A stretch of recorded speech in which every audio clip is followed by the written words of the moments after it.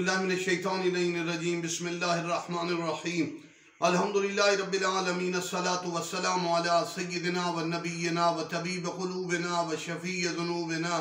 ابی الزہراء محمد المصطفیٰ و علی اہل بیتہ الطیبین الطاہرین المعصومین اللہ سیما امامنا المنتظر بالحجت الثانی عشر روحی وارواح العالمین لتراب مقدمہ الفدا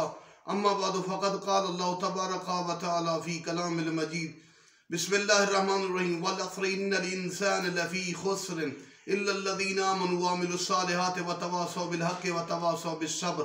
اپنے مقدس کلام میں اللہ فرماتا ہے کہ بے شک انسان خسارے میں ہے، گھاٹے میں ہے، نقصان میں ہے، انسان کامیاب الا الذین، مگر وہ انسان کامیاب ہے الا الذین آمنوا جو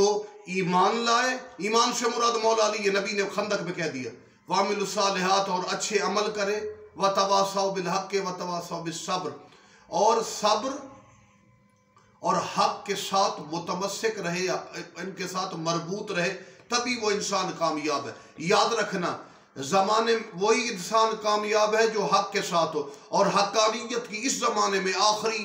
اس آخر زمان میں بڑی علامت سرکار حجت دورہ، جن کا انتظار واجب، جن کے لیے دعا کرنا ضروری، اور جن کے ساتھ متمسک رہ کر ہی ہم مستقبل میں کامیابی کے آثار پیدا کر سکتے ہیں۔ یاد رکھے، ہم مل کے امام زمانہ کو بلانے کے لیے یہ لفظ کہا، یا صالح یا ابا صالح ارشدونا الی الطریق رحمکم اللہ۔ والسلام علیکم ورحمۃ اللہ وبرکاتہ۔